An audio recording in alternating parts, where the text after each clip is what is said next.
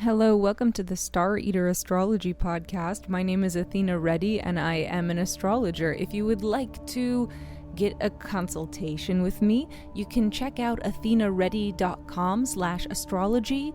The link will be in the show notes here and with additional discount information.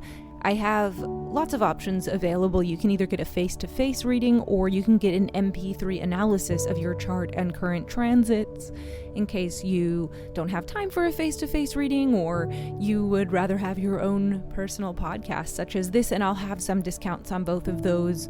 So be sure to visit athenareddy.com/astrology. Today, we are looking at the astrological forecast for the month of August 2024. And I'm just going to jump right in. The first thing I really wanted to talk about are two planets that are going to be in the same sign all month, and they're continuing from last month, and we're just gonna talk about that first because sometimes it's really nice to look at like what's going to be the same all month, like what is the same vibe, like these aren't moving. And of course that happens with the slower moving planets. We get eras marked by the very slow moving planets. We get eras marked by very slow moving planets having aspects with one another.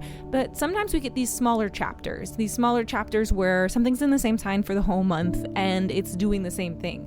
I think it's worth thinking about sometimes that the slower moving planets, like the really slow moving planets like Pluto, who takes 20 years to get through, can often just be like, oh, this is the way that it is. Because if you've got 20 years with a planet in one sign, in one house of your chart, you're like, oh, this is just the way that it is. And then you'll find that that chapter actually ends. So I think one of the struggles with viewing astrology and your chart as only about you and only about identity can be that we can often extend looking for our identity or looking for answers to who am I, how do I describe myself, and we're kind of not taking in a transit that we have absorbed into our personality because maybe it's been going on so long or it's been aspecting personal planets for so long. So that's very interesting. It's always worth looking at. What is slow moving that you've taken on as your own or your own perspective of this is just the way that it is. Being able to differentiate between the landscape that's going on around you and yourself is really important. It helps you to stay really dynamic with looking at transits in relation to your chart. So always remember that. You don't have to go out in the weather all of the time, or if you know what the weather is, you can prepare for the weather accordingly with jackets and stuff like that. You might need a parka. Sometimes the weather finds you and rips your roof off, but the weather isn't necessarily your identity. It may confront your identity, but it is not necessarily having directly to do with the identity all of the time. So much of astrological weather is about the outside world, is about the context we're in, is about how the world is actually affecting us. And so many parts of even the natal chart are about the people in your life. They point to people and themes in your life. And your processing of those themes and your taking on of those themes as part of the identity, as part of the self, that part is actually depends on the person. Like which part of the chart is gonna be like about you versus, like let's say about a partner, houses that point to partnership. So moving on from that idea, let's talk about how Mars and Jupiter are still in Gemini this month. Jupiter is really good-natured, and whenever it goes through a sign, it's trying to do the most good-natured thing of that sign. And so we're getting Jupiter moving through 14 to 19 degrees of Gemini this month. If you have any planets in Gemini, they're getting this kind of Jupiter juice. Jupiter is very expansive. And again, Jupiter is always trying to do the most good-natured thing. Jupiter in classical astrology can represent law, and the ideals of law are very high ideals that aren't always used properly. It can really be, I call Jupiter the king at the time of peace, right? The king at the time of peace is not at war anymore. The king at the time of peace is ready to expand his kingdom with philosophy, with ideas, with, making sure the farming is going well for everyone, with this sort of idea of expansion and really feeding the people. And how does Jupiter how does Jupiter behave in Gemini? Gemini, an air sign where we have this sort of idea of mirroring and doubling and back and forthing and playing with ideas verbally, very much verbally, that are tossed around. This Gemini house is ruled by Mercury the messenger, Mercury the communicator, and Mercury's gonna have a little bit of a journey this month. So the house that is like ruling this Mars and Jupiter moving through, the planet that is ruling the Gemini house of your chart will be having some stops and starts this month, because Mercury is retrograding in Virgo. We'll get to that in a minute, but let's just go back to, we have good-natured king at the time of peace, Jupiter in Gemini, really trying to expansively experiment with ideas, really trying to use words in a way that has a good-naturedness to it. But because we also have Mars there in Gemini, Mars is the king at time of war. I always see Mars at the king of time of war, and I do come from, my initial magic background is like Golden Dawn stuff and learning the Kabbalah in relation to the tarot and astrology, though it's not the direction I ended up going in as a practice. I'm a chaos magician who uses astrology. So with Mars, I associate, that's all to say that Mars I associate with Gebora, which is the sphere that represents Mars in the Tree of Life, right? So it's the king at time of war. It's its opposite from the king at time of peace in the glyph that is the Tree of Life, right? And so we have this difference in personality, sort of. The king at time of war has to do king at time of war kind of things. It's defending itself, but it's also maybe doing this sort of idea of conquering. And as I always say, Mars is a knife. Mars does not generate the way Jupiter generates, the way Jupiter wants to grow its garden. Mars's power is where it ends things, is where it cuts things away. And so I always think of this quote from Frank Herbert's Dune, where it's something along the lines of, Arrakis teaches the wisdom of the knife, that you can cut something away and say it ends here. I'm paraphrasing because I haven't memorized that one totally, but it's something along the lines of like, this planet Arrakis is teaching you how to use a knife to kind of carve out your way, to kind of decide what's over. Like, it's really important to be able to sever things that shouldn't grow. And so when Mars and Jupiter are co-present in the same sign, I feel like you often get this energy of growth and taking things away, And I use a lot of garden metaphors in astrology. I use a lot of like the sea, ships, and sailors, as well as a lot of gardening metaphors, because I see Jupiter as someone really, really sitting in a very lush garden. So it's like in Gemini, it's like a lush garden of words and ideas and possibilities and everything. And then Mars running around that garden, kind of trying to cut its way through, trying to kind of give that garden a direction, and Jupiter being like, no, there's not supposed to, especially in Gemini, Jupiter being in Gemini is like, no, there's not supposed to be a direction. It's supposed to be sort of everything growing all at once. Why not? And Mars is sort of like, yeah, but Mars wants to fight with these words. Mars wants to go through these plants to see the plants of Jupiter's garden. I'm just going to go with the metaphor. Mars wants to go through the plants of Jupiter's garden and be like, okay, but which ones of these are pointy, or like which one of these trees can I carve into a weapon, and is like manically looking around what Jupiter is trying to do here. And Mars in Gemini is like, it's the epitome, like on just a really practical level. Mars is about fighting with our words. And so we're seeing that a lot, obviously, in America here with this sort of idea of, we have these two presidential candidates who, it's like, it's words right now. It's throwing words. It's trying to cut direction with words. It's like people are trying to make cuts with words. That is what Mars is. And I think with both Mars and Jupiter in Gemini, if you have any tendency towards anxiety, if you have any tendency towards like mania or like having too much energy, I think mitigating it at this time, mitigating it in this month, and mitigating it whenever Mars moves through Gemini is going to be really helpful. Sometimes we can use a transit or work with a transit, let's say, or see a transit expressing itself in our lives and need to, like I said before, put on the right rain gear for this weather. And so if you know you have problems with like a temper or with going from 0 to 100, Mars in Gemini, it moves really fast. Gemini is a fast moving place. And it's important to really review the ideas. There may be some words that cut like knives. There may be words that slip out of mouths that are very, very sudden. That really want to sever things. And so it's important to think about also Jupiter being there. Like, what have you grown in this area of Gemini experimentation, communication, bouncing off of people, having ideas, like working with words, working with writing and words and this style of communication that's very brainstormy. What have you grown there and what needs to be taken away? And if a lot of times like Mars will go through Gemini for people and they will actually sever a friendship or sever a connection. And Gemini, again, is the twins and it has a relationship. It is associated with the Lover's card of the tarot.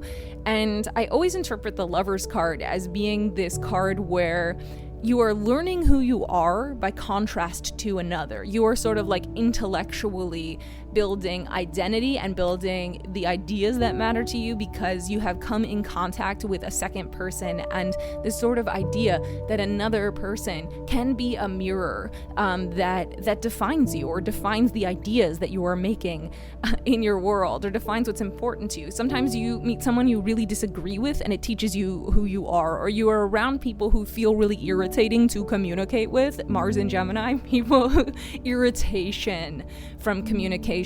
It's a very irritable, manic-y place. So, you know what? Maybe there are some words that need to be said that feel like they're impulsively coming out, and but maybe there is a good-natured thing behind it. Maybe you've held back from pruning this garden, let's say. You know, and it depends on what house Gemini is in your chart, obviously, but there's a backdrop of this through the month because we do have Mars and Jupiter moving through Gemini, and so we have both growth in communication and idea making and this sort of thing, as well as this desire to, in a lot of ways, cut away the parts that are really irritating. I always see Mars as an irritant. It's like, oh, the irritant is there and it can't be ignored. It wants to, it wants to cut forward. It's like an energy that's really hard to handle unless it's really expressed. And so if you're somebody who speaks before you think, and that has gone poorly for you in the past, this is a time to put on that weather where maybe you hold your tongue or you get those ideas out through writing. I think Gemini very badly wants to speak to the other, but Gemini is also a place where we can experiment through writing, and it's always important to remember that you can write anything you want. You can, you can write some of your darkest, nastiest passing thoughts and just like really be able to see what kind of asshole you are. I think Mars and Gemini, it's important to know which asshole you are, because everyone's got an asshole side. Everyone has a potential to be aggressive. Everyone has a different kind of aggression, and it's not worth looking at yourself as only the benevolent version, as only half of yourself, as only, Jupiter trying to be the king in time of expansion and like wanting to be your most generous self. That's always available to you. But some of the hardest things are to look at like, who am I when I'm fighting, and where am I kind of going wrong when I'm fighting? Because like being able to voice dissent in a community, in a relationship, in a partnership. Gemini is very much about a certain kind of partnership where there can be brainstorming. I have my 10th house. My 10th house is Gemini, and the last time Mars was in Gemini and conjunct my MC at the top of the chart, there was actually like kind of a verbal disagreement that turned a little bit edgy and it led to the severing of somebody who was in partnership with me on a professional level. We were writing together, specifically Gemini. We were writing something together, and there was just a disagreement about specifically with communication styles that couldn't be resolved, right? So it was quite a nasty severing, and I think there were regrets on how it was expressed. Like Mars in Gemini is very much, I let my words get away with me, and it wouldn't have been that harsh if I wasn't moving so fast. And I think the person on that I went through this with probably feels the same way, where it was like stuff got ahead of itself and there was like a manic quality to it, but it also needed to happen. So it's like, don't avoid the fight. You know, whenever Mars is whenever Mars is Marsing and it's affecting your chart, don't avoid the fight totally, but go in with your weather gear and do your best not to cut too hard, you know, not to cut too hard with words. But if stuff has been festering in the garden, because I mean, the dark side of Jupiter, when I talk about this garden thing, is like growing so much in the garden that you can't leave the garden because you have everything you need. And there's this sense of like comfort and abundance and wanting to share things with people. But you do sometimes need to prune things. You don't want overgrowth and like to lead to weeds and like trying to include everyone and everything and grow in every way possible. And I think Jupiter in Gemini specifically, it wants to grow ideas, and you can't have an endless amount of ideas without cutting some away. I very much see Gemini as this brainstorming planet. Gemini and Virgo, we got a lot of stuff happening in Virgo this month, which I will get to. But Gemini and Virgo are both ruled by Mercury, right? And Mercury really wants to communicate. And when it communicates in Gemini, the air sign side of Mercury, it does have in Gemini something that's about ideas. It has this sense of possibilities, but it can sometimes have too many ideas at once and kind of spin and kind of find direction. I had a client recently with their Mars chart ruler in Gemini, and they also had a Sun Mercury Cazimi in Gemini. And you know, Gemini folks have come to me over the years and just been like, I need to find direction. I need to narrow down this thing. And a lot of times the advice that I have is for the Gemini side of Mercury is just like, no, your brainstorming powers are really, really important for whatever teams and people you're part of.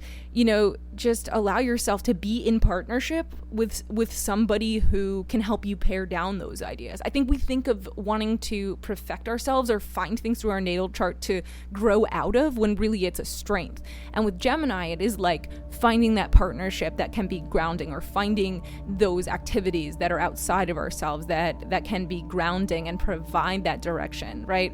Whereas the Virgo expression of that Mercury energy, Virgo being Mercury's other sign, will you know, listen to all those ideas and be like, okay, now we're going to make them happen, and here's how we're going to make them happen, and I've listened to all the details and I would like to do something about it. So a lot of times I think like a Virgo Gemini argument or something, let's say, or a Virgo Gemini kind of disagreement of Mercury's, and this kind of energy that we're having coming up this month as Mercury is in Virgo, and as we have the Mars Jupiter in Gemini, we get this sense, right? We get this sense that what's the difference between spinning around with a lot of possibilities of ideas and what's the first step? Like, Virgo's just not afraid to do like the boring first step of things and like the foundational work of things. So this month, it might be a really good time to kind of narrow down, like really narrow down what you're doing, and see like what are the steps to actually do it. What are the steps to actually do it? Okay. So that's just what I wanted to talk about. And this the Mercury will go retrograde this month, and I'm going to talk about that in a second, because I feel like that's one of the things that's like becoming colloquially common. Like, I've watched over the, you know, decade plus of being an astrologer and being an astrology student, I've watched things go from people knowing their sun signs to people understanding, oh, I have sun, moon, rising, to people in more of the common parlance. As you talk to people who know a little bit about astrology, then Saturn return became the next thing that I felt like more people were familiar with in my sphere, like even non-astrologers, even people who were interested in it casually. And then the next thing that became included in like the more common parlance of amateur astrologers or people who passionately follow astrology was that people, oh, they're like Mercury retrograde. And a lot of times now, a lot of people know the common parlance of Mercury retrograde. And I think with this Mars in Gemini, it's important to cut away some of the things that have become like rote in the way we describe things. Astrology is an art of finding language to match these symbols. And I think sometimes when that language becomes mimetic, when we're just repeating off of each other, we kind of lose a lot of details. It's really nice that people understand wider concepts of astrology, because in a lot of ways it validates astrology and makes it more popular, which is really wonderful that more people are using this tool, right? But also it's actually important to, and this is a Virgo rising thing of me, and I feel the Virgo-ness coming in, but it's important to be really precise and to allow some of this stuff to evolve. And one of the Gemini issues is of things becoming mimetic. Like we spread memes of words, we mirror each other. But this sort of idea I was talking about before of the other being a thing that contrasts against the self, of teaching us who we are against another, it's actually really important to find a myriad of words that give a lot of nuance to things, because the memes we create word-wise and otherwise and spread amongst each other are just us mirroring each other's minds, and that's really great for community building, and that's really great for connection, but it's not the whole of the thing, right? And that's why it's good to have an astrologer around.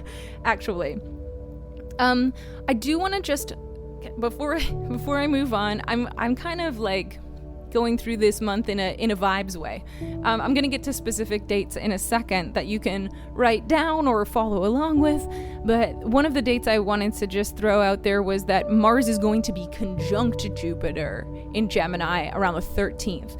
And so that's a point where with Mars conjunct Jupiter, a lot of these concepts of wanting to be good-natured but having to fight with words, wanting to be as good-natured and expansive as possible with words, and wanting to fight. A lot of times Jupiter will soften that Mars.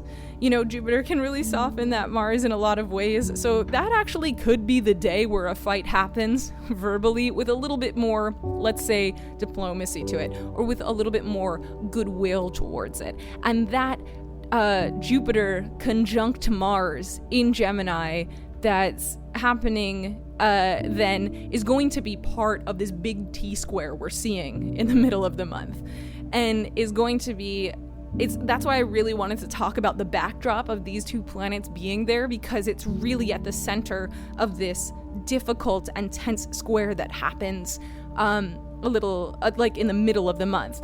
The beginning of the month this month is a little bit more of the same. We're kind of limping around. I think a lot of people are feeling the shadow period of the Mercury retrograde, which is the degrees that it will go through as it goes forward and as it goes back. And a lot of times that comes with dealing with annoying details or dealing with things we thought were finished and everything. So we have a little bit of that that's trickling through this month. It's a lot of details to take care of. It's just, if you didn't dot your I's and cross your T's, you're going to be dotting those I's and crossing those T's double, this month. And so we're looking at when Mars and Jupiter, which I've been going on about for this in Gemini, actually come together in the exact conjunction where these ideas can express their absolute best or their absolute worst. So all that stuff I said about the king at the time of war and the king at the time of peace, this is how do they come together to be this balanced thing, which is neither gluttonous nor too nasty. And that can be super interesting. But that is really important to understand as I go on with this month. Okay, let's just take a look at some dates. So if you're following along and writing along to this, let's just take a look at some dates. This is a long episode. This is a long forecast. I hope I'm being entertaining enough. I never make cuts to my podcast because I want it to feel like we're hanging out, and I'm not interested in perfection. I'm not interested in perfectionism. I'm a recovering perfectionist, and this is how I talk to my clients. There are mistakes, there are bouncing back and forth, there are explorations of ideas, and it's not linear. But this next part's going to be linear for anyone who wants to write it down in order. I'm a recovering perfectionist. If you're a perfectionist who wants to control everything, I think my podcast might be good for you because I'm letting go. I'm unleashing.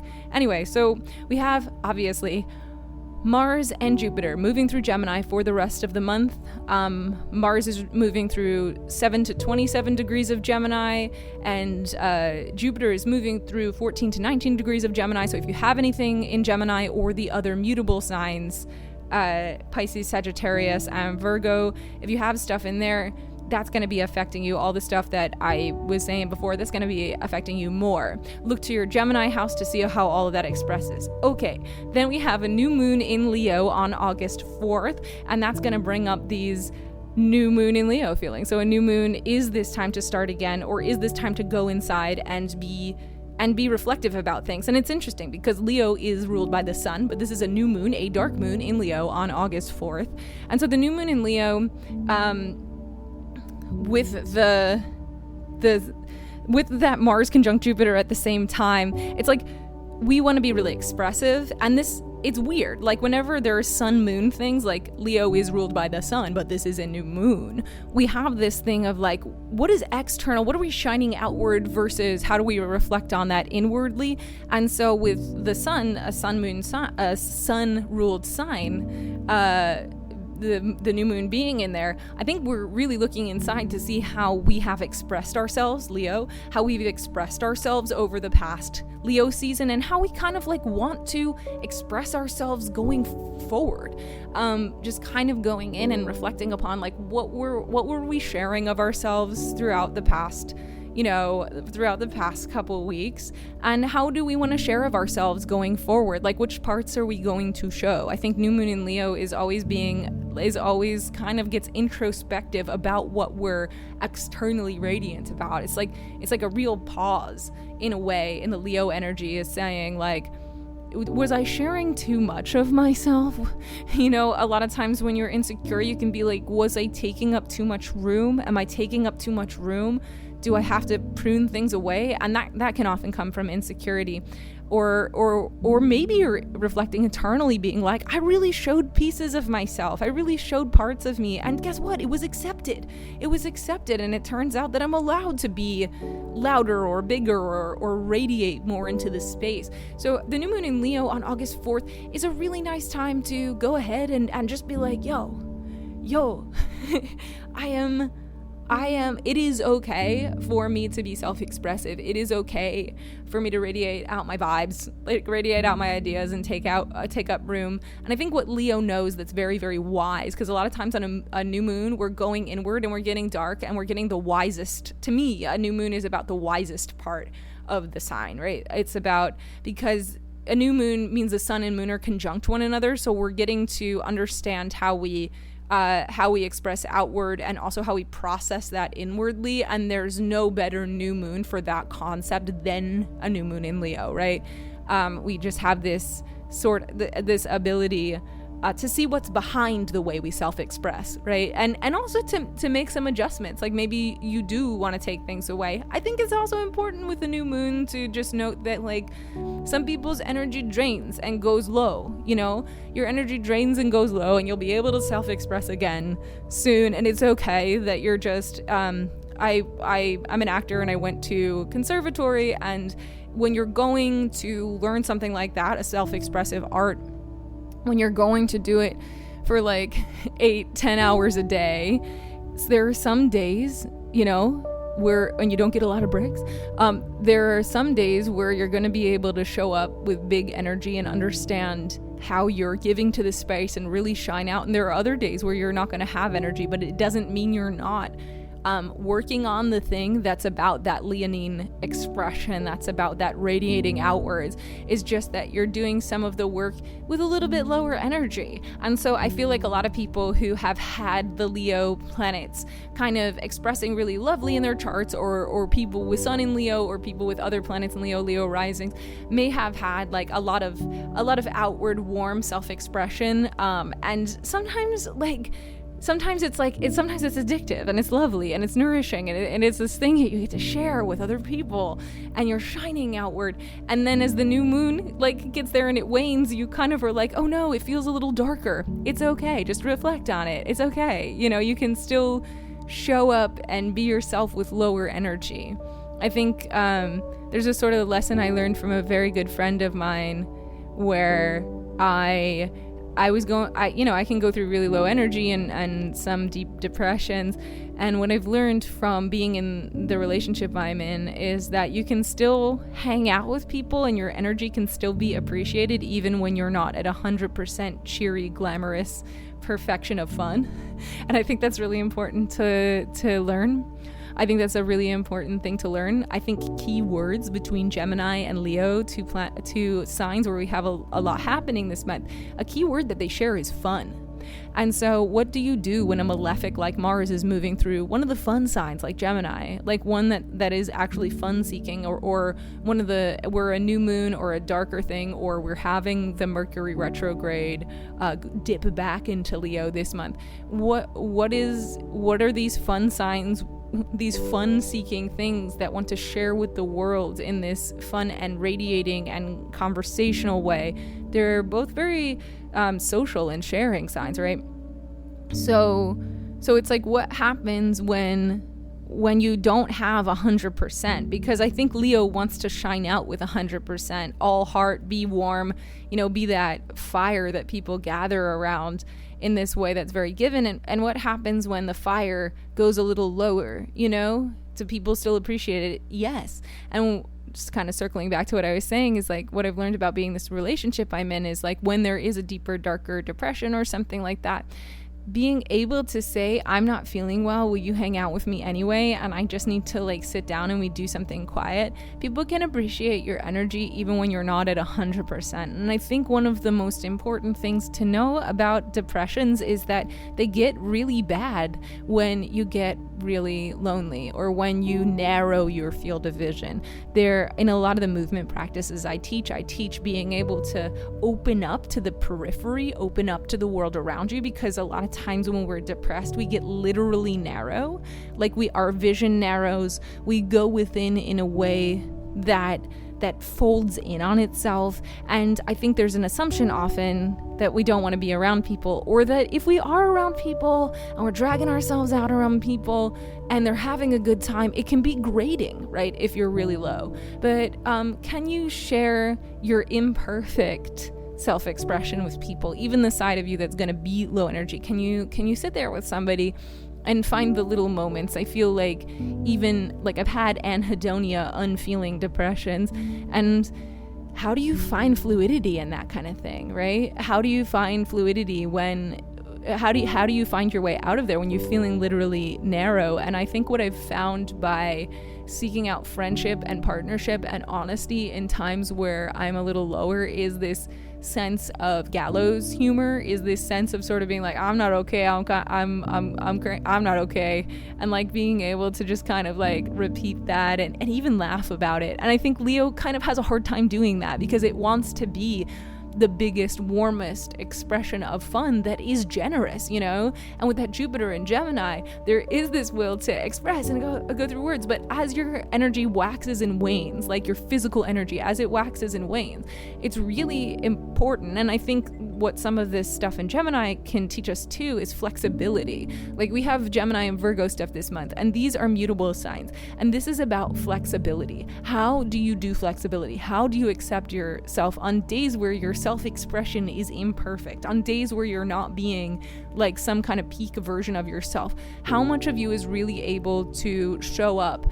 And any amount of that at all is really good. If you want to, any amount of that at all is really good. You don't have to be at full brightness. And I think the new moon in Leo can often really teach us that. And at that time too, right around that new moon, Venus is in her last degrees of Leo. So there is like also this desire to do Venus things that are Leo-y still. I think when a planet gets to its last degrees of a sign, the anaretic degree, the last degree, it often is punctuation. It often is the final, like, this is what this means in your chart, in your sign.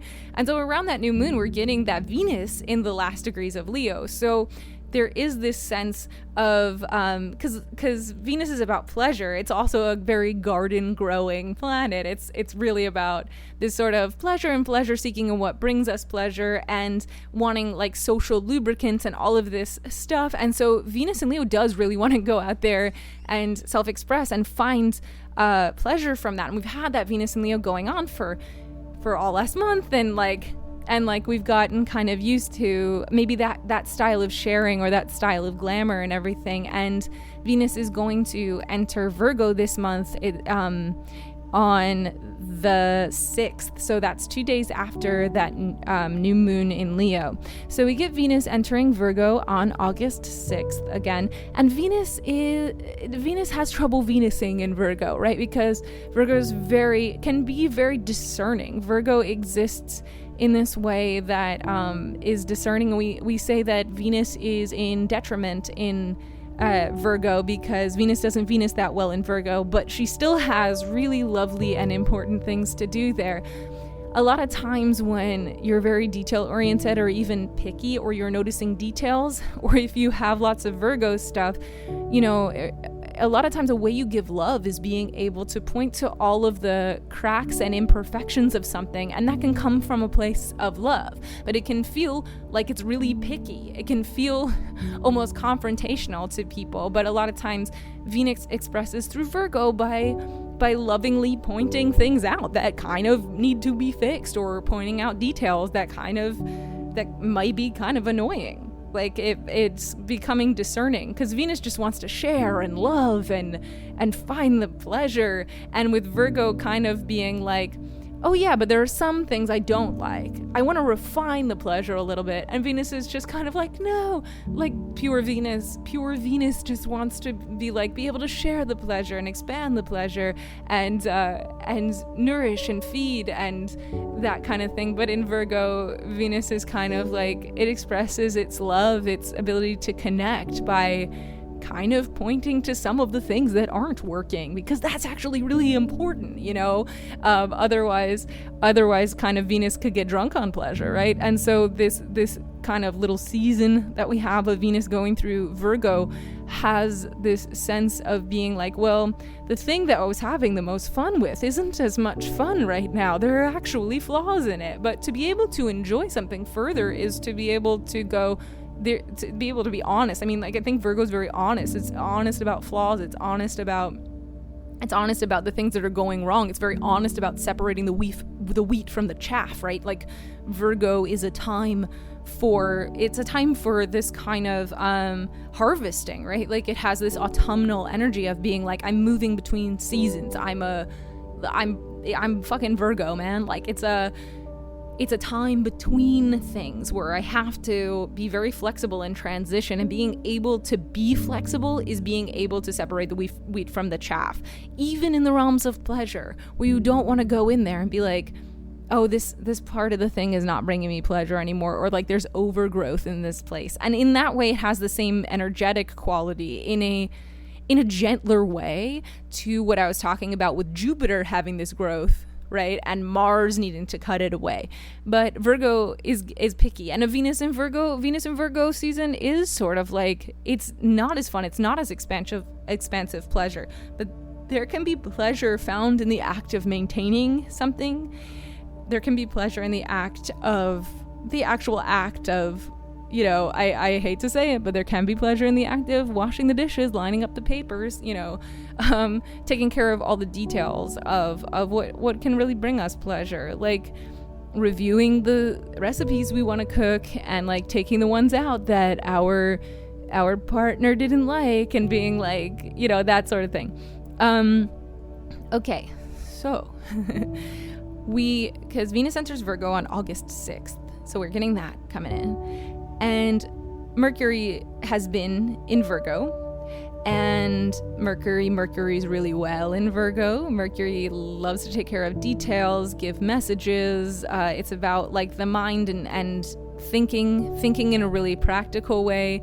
It can be a lot about admin work. If you're a writer with Mercury in Virgo, you may have been able to be very prolific depending on how it's affecting your chart. It can also be like this idea of being a very structural style Mercury while also being very flexible. So like, for example, my spouse is a screenwriting master's student who has a lot of like structural stuff that he learns, and a lot of there are some people who stick really hard to structure, but the key is to learn the structure and be able to move within it.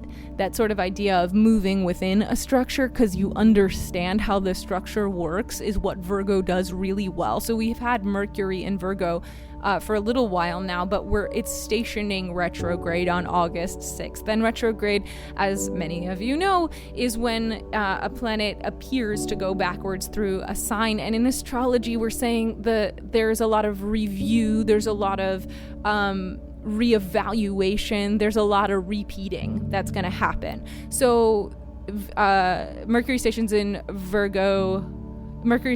retrograde in Virgo on August 6th. And so we're going to be reviewing the past few weeks. There may be, like I said before, if you didn't cross your T's and dot your I's, there may be a lot of annoying T crossing and I dotting. And a really good example of this is that I have Virgo rising, and I've really felt the shadow period of this Mercury retrograde, which means it's going through the degrees that it's going to go backwards through. And so I've talked to a couple of clients who have felt that the shadow period, and I think I said this before, the shadow period has actually been really annoying, and they're not looking forward to the retrograde, because if it gets more annoying than it's been about doing all these annoying admin tasks or having miscommunications and having travel issues or whatever it is, if it gets more annoying, can I handle it? But I think all the people who have jumped in, and like I have Virgo rising, and we had a really hard issue with my health insurance, and one day I was on the phone for like 3 or 4 hours, like on hold, and being like bounced around to places, and it was just the most bureaucratic administrative like roller coaster ever. And I also had to go to the DMV the same day to update my license, and I had to take a test. Because I moved to a different state, so I had to take a test to re-up my license, and I had failed it twice at home via the internet, so I had to go do it in person. And this feels like all this Venus and Virgo stuff, and it's in my first house, so it was really loud, it was really present. If you have your Virgo house on one of the angles, which is the first house, the 7th house, the 10th house, or the 4th house, you might have these themes being really loud. Or of course, if you have stuff in the mutable signs, which is Virgo, Gemini, Pisces, Sagittarius, this particular Mercury retrograde and this particular Mercury transit will be affecting you a little more, or it will be louder for you, or you'll see it happening in your world a little more. So it can be very literal in that way. Some transits are really literal when you've got planets in the sign with the same modality out, or you've got those signs on the angle. But yeah, Mercury stations retrograde on the August 6th, and so, you know, if you dotted your I's and crossed your T's, you might be okay. Like, you might see the benefits of doing that. Like, we sorted out my health insurance, and I have an appointment for the doctor I need to see that happens in this time period. So if you've done that stuff, it's probably going to be okay. You're going to probably be revisiting those degrees of Mercury and Virgo in a way where you're the reviewing that happens in the retrograde, that reviewing all the R's, revisiting, reviewing, revising. It's going to probably be a revisit to the stuff that you set up that was annoying to set up. So this Mercury retrograde is weird like that. And it also, Mercury goes all the way back into Leo, where we're even further reviewing some of the Leo Mercury degrees. And so Mercury re-enters Leo backwards on August 16th. So that's a day where there's a vibe shift, and it might even be like, oh my gosh, I really thought I sorted this out last month, but this is not around as many things of bureaucracy and irritating details as it is about, again, this Leo Leo stuff, this self-expression stuff, this like shining out kind of stuff. So with Mercury, the communicator, going backwards into Leo, we might have conversations that are coming up that are kind of around the self, that are kind of around the way that we've shared. And it could be great stuff. It could be like, it has the energy of like, you were in a play and somebody sends you an email a few weeks later saying like, oh, you were really great in this, I was in the audience. Like it has that vibe to it. But it also has, again, like I was saying with the new moon in Leo, if we feel small, if we're people who don't have a lot of Leo in our charts, or, the Leo house is not well aspected or something, and we're afraid of taking up space, we're afraid of Mercury saying things that express ourselves, our own opinions, that have this individual quality to them.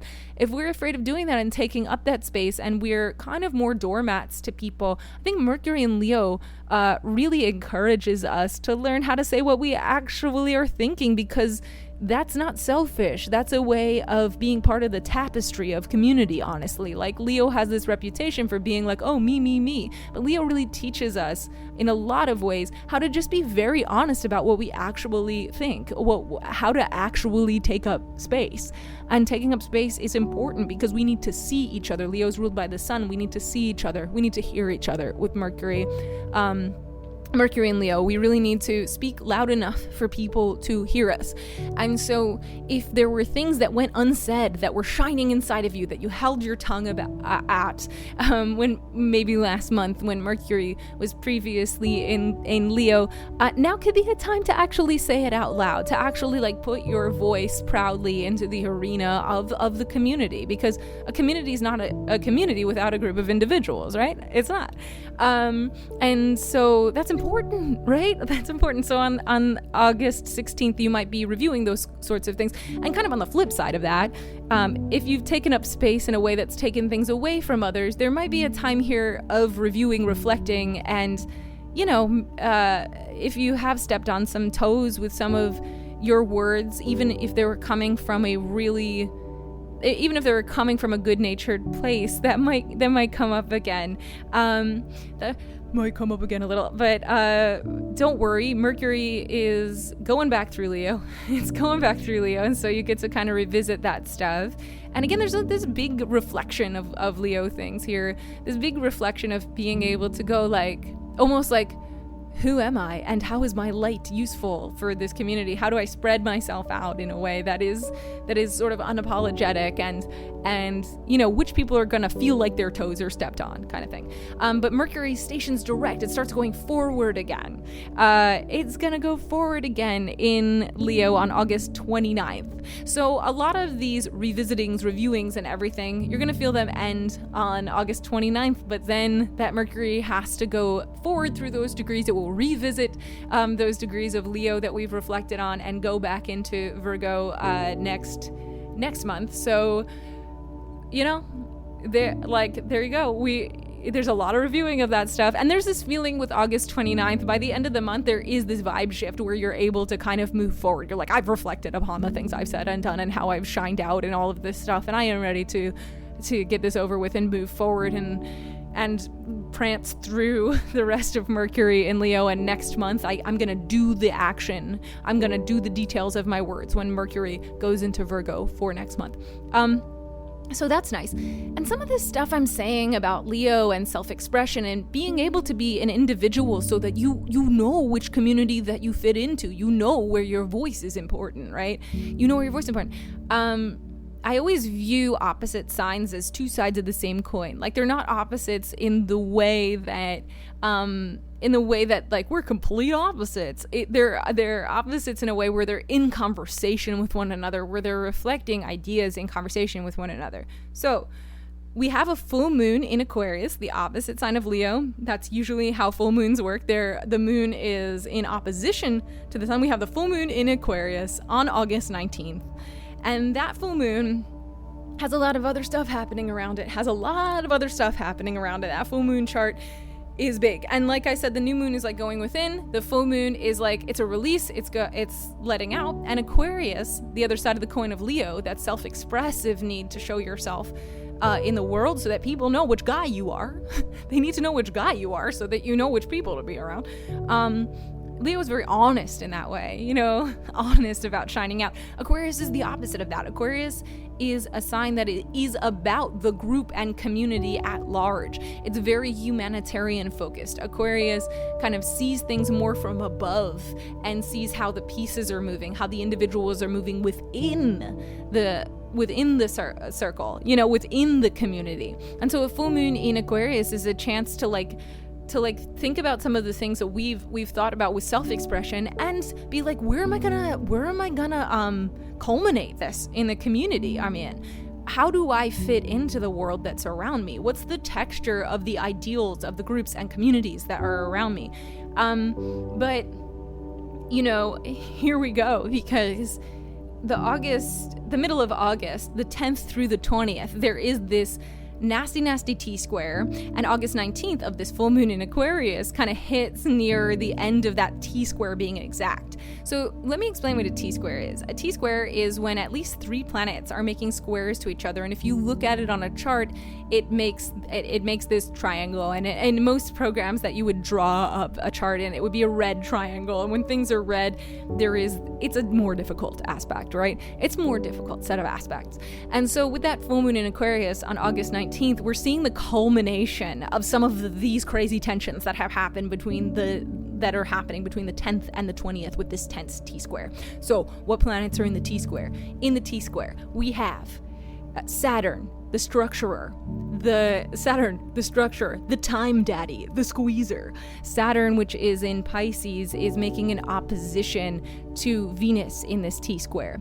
And again, it's Venus in Virgo. It's Venus. She's not in a great position. She's being picky. She's being discerning. And she's trying to seek pleasure in a way where you have this Saturn opposition to Venus, where it's really this energy of holding back pleasure or trying to make structure around pleasure. And on a mundane level, I mean conversations about bodily autonomy, because Venus is so much about being able to enjoy pleasure in the body. We see a lot going on with people talking about reproductive rights, of talking about bodily autonomy in the government, and Saturn, which is the structurer, can often be one side of the government, right? Can be one side of we're trying to make rules about this. We're trying to codify something into law. And Venus really does have that quality of maybe being about a woman's body. And so this is a time where we're facing that kind of thing. And it's really important to be able to understand some of the squeezings and codifyings that are going into that in law, depending on where you live.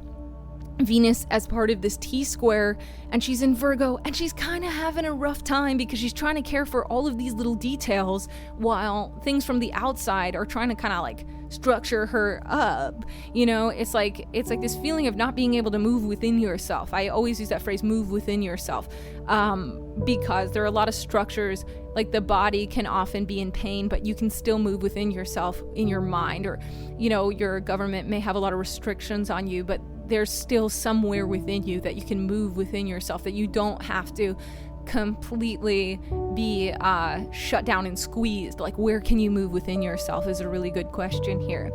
And so both that Venus and Saturn are making squares to that Jupiter in conjunction with Mars. So all of that stuff I was saying about that Gemini, Jupiter, Mars, where there is this desire to move forward with a good nature, but it also is a bit manic. These are all in play with one another in this tense T-square. And it's rough. And I have a couple more notes about it, because I have to look at them. I have to look at my notes. Where are they? See, this is what's great about not being a perfectionist. You get to know me. You get to know me being where's my thing? That's not the right piece of paper.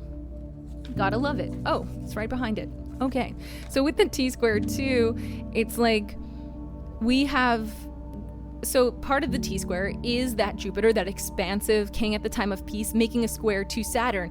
these two planets really represent government. Jupiter in the way that, again, I said king at time of peace. He's trying to make laws that are really, really fair, that are really, really good natured. Square Saturn, which wants to kind of squeeze structure, build boundaries, build walls and that kind of thing. So there's this idea of regulation of how we grow. Jupiter wants to expand and progress, and we definitely have that here in America. You have this feeling of people desiring growth, progression in a direction, and you have the Saturn coming in with other people really trying to cut that back, and that square is going to be you're going to see that tension in the world, and you can see that tension individually, especially if you have stuff in mutable signs in your chart, because this square is in mutable signs. And I think what's so frustrating about it being in mutable signs is that mutable sign people really do want to be flexible, really do want to move within themselves and the world and be able to find ways around where they don't want to be structured, they don't want to be tense. And that Saturn, that squeezer, that boundary builder is in Pisces right now. And like it's weird in Pisces, because Pisces is also about like melting and all is one and interconnectedness, because we've had Saturn there for a while, it's like there's this feeling of wanting to govern and restrict that, and Saturn's been really trying to do that, but I mean people are leaking through. Like Saturn's not totally winning its Saturn missions here. It wants to regulate Pisces style things, which by their very nature are going to leak out. And so there really is this sense of Saturn not actually being able to Saturn that well in Pisces. So there's room to move within yourself. There's room to leak out. Just be very careful, because Venus is going to be picky, and like it's not going to be perfect pleasure. It's not going to be perfect pleasure. It's not going to be perfect lubricated social light communications between people and things. But you still can leak out with your commonalities, like I feel like Venus in Virgo really reminds me of infighting. Like, they talk about the Democrats infighting, or they talk about different groups who are infighting and becoming too picky or becoming too discerning with their words, but in a lot of ways looking toward, and that to me is a very Venus in Virgo kind of energy, where it's like we're being too picky and we're not kind of allowing ourselves the kind of social lubrication that we need, but we can actually form structured groups. We can actually form things that are about our commonalities. Saturn in Pisces, how do we form things that are about our commonalities, right? Because Pisces can leak through, which to me means that that you can't totally regulate Pisces energy. It's either gonna sort of conform to a perfect vessel you build, and if somebody builds a too tight vessel, it's going to leak over the top. It's kind of a limitless amount of water. And I think this sort of idea of the side of government, the what's it called? The Saturn part of government is kind of having trouble Saturning, right? Like there are people pushing against it who are unifying Pisces, seeing commonalities, Pisces, and if you get too picky with who you relate to, Venus in Virgo, it'll hold you back from being able to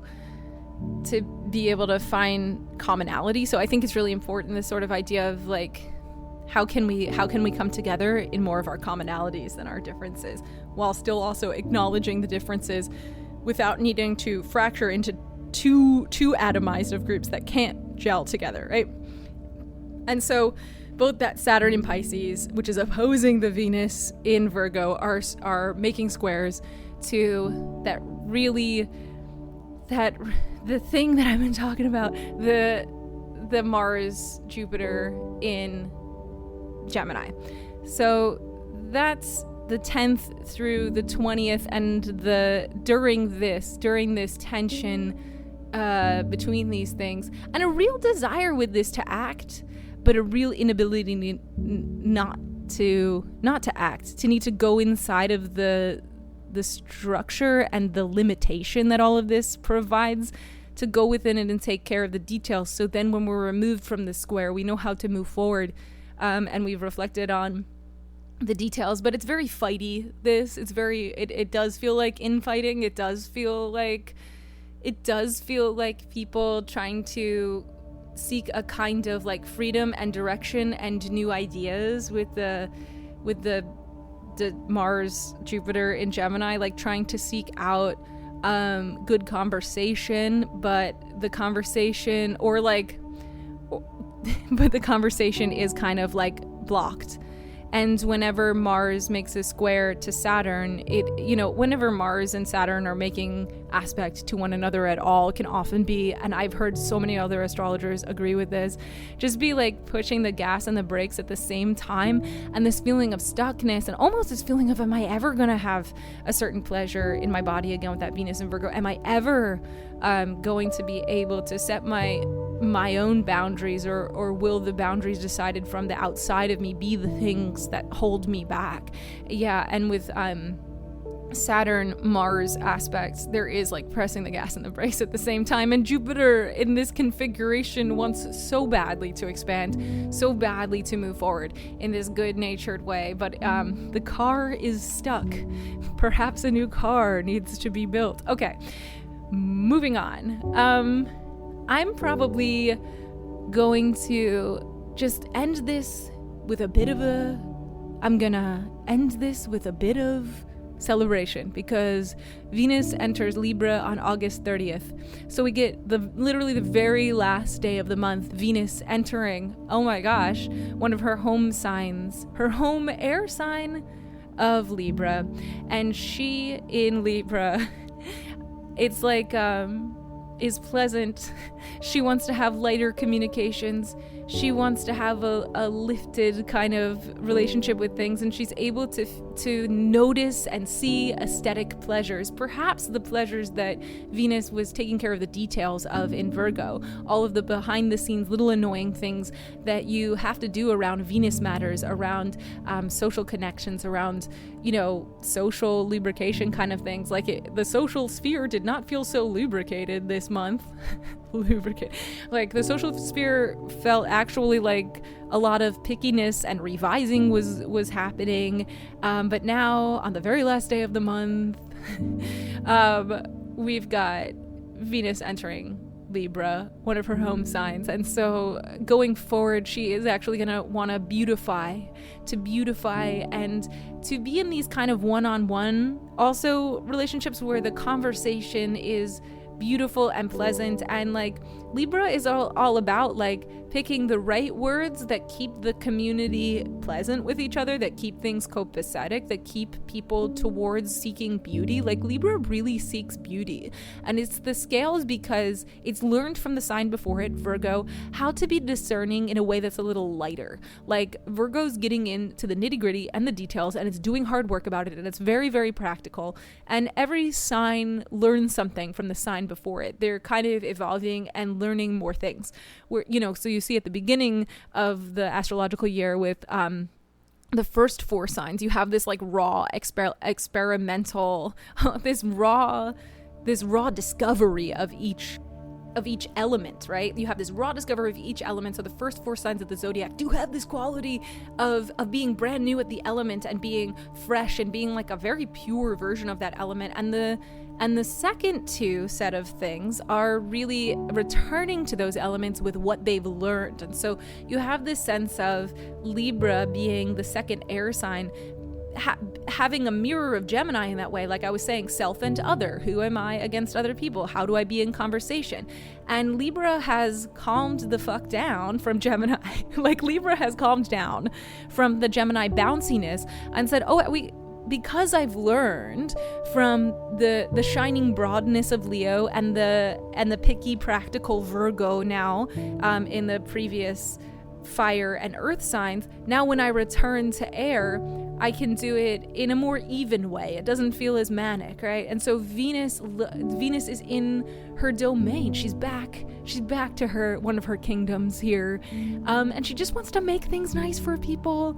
And I think some of the air signs, can come across, like sometimes you get the sense, for me as somebody who has a lot of earth and water in my chart, and I mean very dominantly earth and water, especially earth.